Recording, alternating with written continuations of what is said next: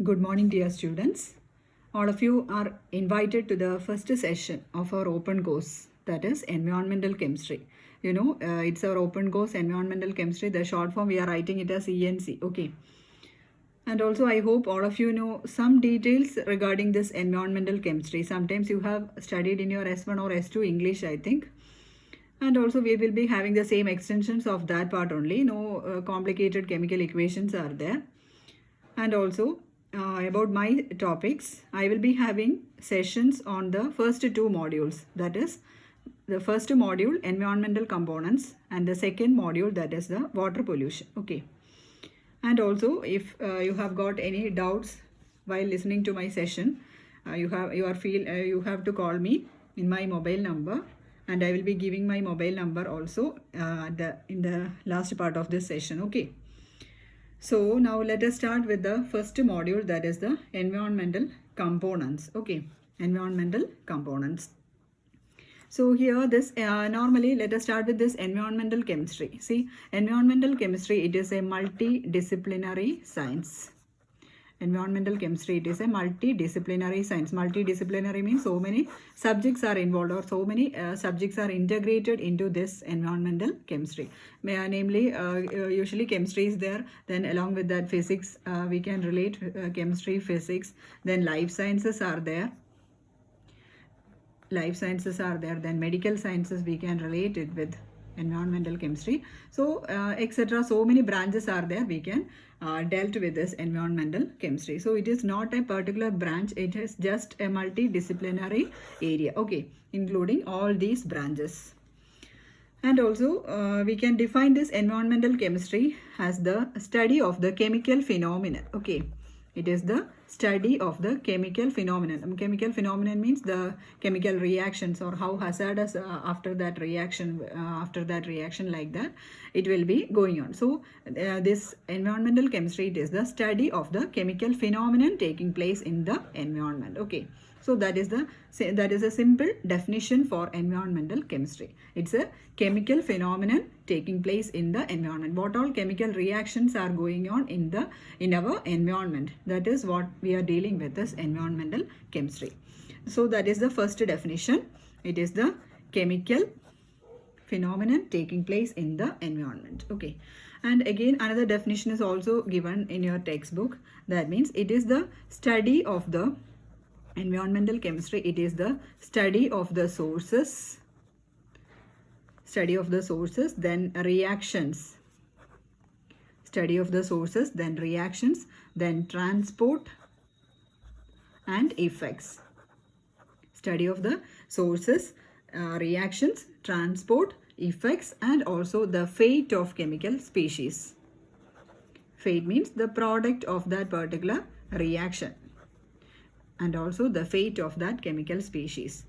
And this means it will be dealing with the study of the sources, reactions, transport, effects, and the fate of chemical species.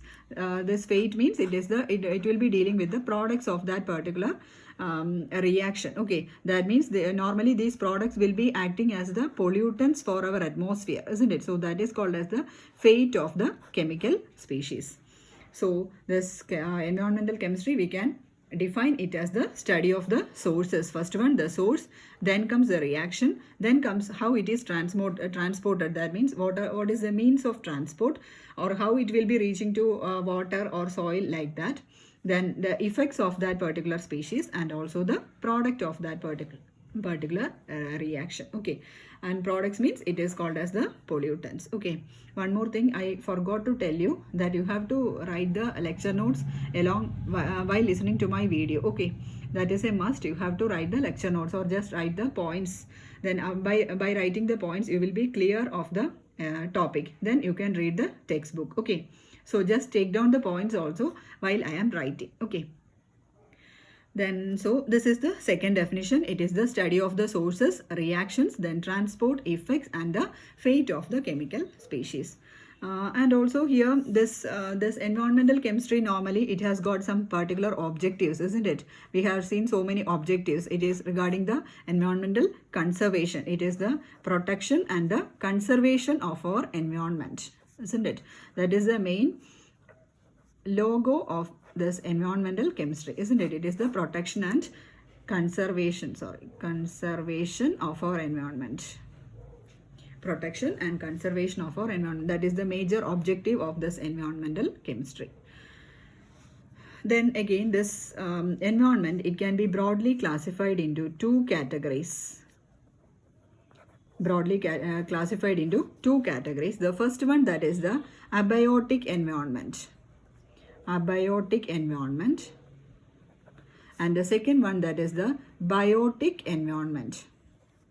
So environment, it is classified into two major categories, that is the abiotic environment and the biotic environment. This classification, it is very important. It is usually asked in a 2 marks question or in the 4 mark part. Okay. So abiotic environment as well as the biotic environment. Again, this abiotic environment means it is dealing with the physical environment. Okay. It is the physical environment. That means the physical part. That means the external physical factors. So what are the external physical factors? So here it will be water, then land, then air, etc. These are all will be the physical factors. So abiotic environment means it is the non-living part. That means the external factors which is affecting. That is usually water, land and air. These are all coming under the physical environment or the abiotic environment. Then the next one, that is the biotic environment. As the term itself, what about biotic? Biotic means it is the living, isn't it? The living environment, that is the biotic environment. So abiotic means it is the physical part. It is a non-living part, while biotic environment, it is the living part. And also here in the living part means all organisms. That means animals will be coming under this category. Then plants will be there. Then microorganisms are all coming under this category.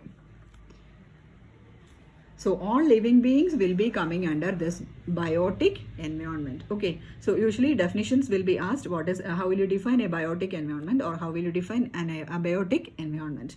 So you have to study these two clearly. So first one, it is the physical environment, while the second one, it is the living environment. Okay.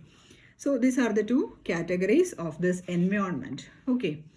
Then the next one, we can go through the different environmental segments. I think you are clear up to this. So I am go through a brief of these parts. First one, this environmental chemistry, it is a multidisciplinary science including all these areas, that is chemistry, physics, life sciences and medical sciences. Then while going to the definition, this environmental chemistry, it is the chemical phenomenon. It is the chemical phenomenon taking place in the environment. Then the second definition, it is the science of the study of the sources, reactions, transport, effects and fate of the chemical species. Then the objectives of environmental chemistry, the major objective, that is or we can say it as aim. Okay, it deals with the protection and conservation of our environment. Then environment, it is classified into two major categories, abiotic as well as biotic environment. Abiotic environment, it is the physical one. That means the water, land, air, etc. will be including under this part. Then in the biotic part, living organisms, all living organisms, whatever living organisms are there, that will be a part of this biotic environment. Animals, plants, microorganisms, etc. will be coming under this part. Okay. Then we can go through the next segment, that is the environmental segments.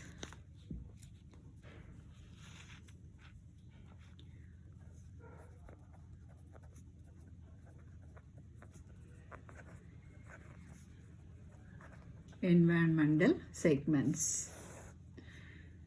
So here mainly 4 environmental segments or 4 environmental components are there. Okay, 4 components are there for our environment. This is also very important. You have to study a very few topics. Only 20 pages are there, will be there in each chapter.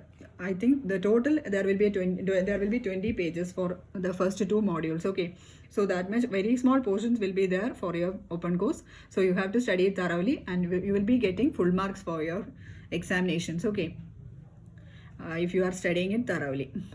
So mainly 4 components are there. The first component, that is the atmosphere. The first major environmental component, that is atmosphere. And the second one, I hope you have studied in geography, etc. Geography in your school classes, isn't it? Second one, that is the hydrosphere. The third one, it is the lithosphere. Atmosphere, hydrosphere, lithosphere, and the fourth one, that is the biosphere. So these are the four categories or the four components of environment: atmosphere, hydrosphere, lithosphere, and biosphere. In short, we can say that this atmosphere means we have to study these four in detail. So atmosphere, in short, we can say that it is the envelope of air, isn't it? It is the cover of air, or it is the gases present in our environment. So that will be dealing with the atmosphere. Okay, that is the first segment. Then the second one, that is the hydrosphere. Hydro, what is the word meaning hydro? Hydro means it is related to water, isn't it? The term hydro means it is related to water. So hydrosphere means it will be dealing with the water. Then the next one, that is the lithosphere. Lithosphere means it will be dealing with the rocks. Okay, rocks and minerals, etc. will be coming under this category, this lithosphere. And the last one, biosphere. Biosphere, it means it is the all the living things, or the plants, animals, microorganisms, etc. all will be coming under this biosphere. So in short, we can you can make it in such a manner. So atmosphere, it deals with the air, envelope of air. Hydrosphere deals with the water. Lithosphere, rocks. Then biosphere, it is the living part. Okay. Next, we can go through in detail in detail about atmosphere, hydrosphere, lithosphere, and biosphere. Okay. So first one, you have to go through atmosphere. See, this environmental segments, usually it is asked in essay part. Okay. So you have to prepare it for an essay part or section D part. Usually it is asked in section D part. Sometimes this atmosphere alone itself, it is asked in 4 marks question. So while studying, you have to prepare it for an essay part. Thereby you can write it for 4 marks also. Okay. So the first one, that is the atmosphere. See, what about atmosphere? It is the cover of air that surrounds our environment, isn't it? It is the cover of air, or it is the envelope of air. Cover of air, that envelops our earth. Okay. Cover of air that envelops the earth, it is called as atmosphere. Or else we can say that it is a protective blanket, or it acts as a protective blanket. Protective blanket of gases. Protective blanket of gases surrounding the earth. Okay, so the first point, it is the cover of air. The second one, it is the protective blanket of gases. See, you all know what are the gases present in our atmosphere. The major components in atmosphere, that is the first major component, that is nitrogen, isn't it? N means nitrogen. In chemistry, we are writing nitrogen using the symbol N. Okay, nitrogen. So here nitrogen, it will be forming about 78.09% of the total gases present. Okay, so 78% it will be filled with nitrogen. And also, you know one thing, this nitrogen, it is a highly unreactive gas, isn't it? Nitrogen, it is highly unreactive gas. So nitrogen forms about 78.09%. Then comes oxygen. Oxygen, in chemistry, we are denoting it by the symbol O. Okay, oxygen. So here for oxygen, it is about 20.94%, or approximately we can say it as 21%. Okay, so nitrogen forming 78% and oxygen forming 21% of the total gases. Then small traces of other gases are also there. Along with that, water is also there. Water, what is the chemical name of water? It is H2O. Okay, so water is also there in the atmosphere, isn't it? It is in the form of droplets, water vapor. Okay. Then again so these are the major components. Nitrogen, oxygen, water, etc. are the major components present in our atmosphere. Then coming to the minor components, the minor components are argon is there. Argon, A-R-G-O-N. The symbol is AR. Okay, argon. Then comes carbon dioxide. Carbon dioxide. Carbon dioxide, the formula is CO2. Okay, carbon dioxide. This argon, it is about 0.934%. Argon is about 0.934%, and carbon dioxide, it is about 3.25 into 10 raised to minus 2 percentage. Okay, 3.25 into 10 raised to minus 2 means it is 0.0325 percentage. Okay, so that is the percentage of argon. See how minute are there these components. It is only 0.934 percentage. Very minute quantity it is there in our atmosphere. Similarly, the case of carbon dioxide, it is also somewhat less. That is, it is about 0.0325. Okay, again it is a very minute quantity. Then, so argon, carbon dioxide, then some other trace gases are also there. That is, neon is there. Neon, that is Ne, the symbol is Ne, neon. Then helium is there.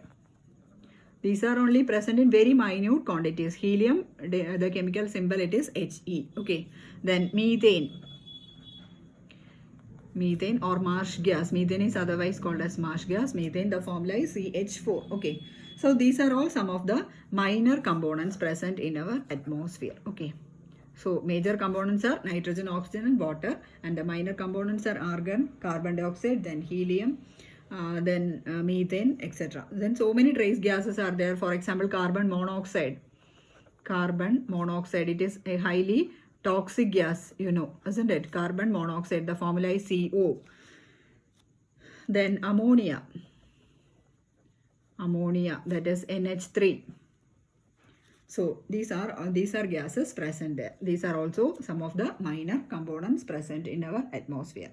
See, again coming to the properties of this atmosphere. It is a cover of air, or it acts as a protective blanket of gases, isn't it? Then the next one, the next point is that it sustains life on our earth. Due to this balance in these gases, what happens? It sustains life on earth. If any one of these percentages it is increasing or decreasing, it will be harmfully affecting all living organisms. And also it absorbs these cosmic rays. It absorbs the cosmic rays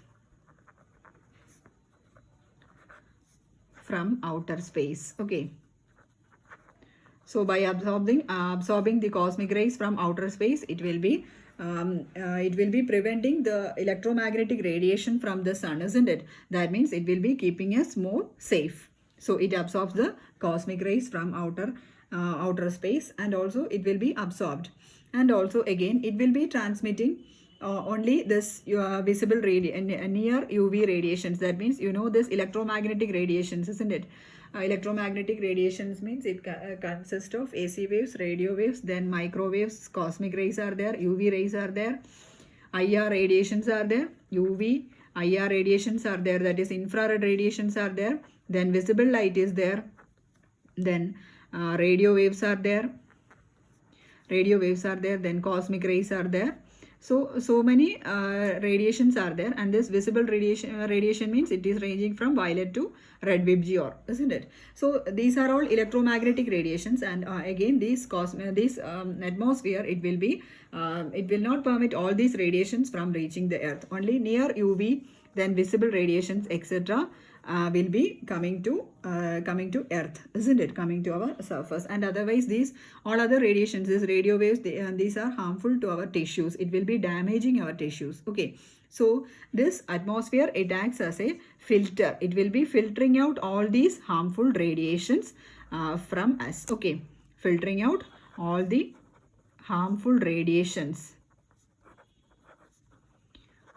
reaching the earth. Okay, so these are all some of the important points to be noted while dealing with this atmosphere. Why you have to write all these points if it is asked for a 4-mark question. Then again, it is another point is that it is a major source of oxygen, isn't it? It provides oxygen for the living beings on earth. That means it helps to support the biotic environment, or it helps to support the living environment, living organisms present in our earth. Okay, and also it is a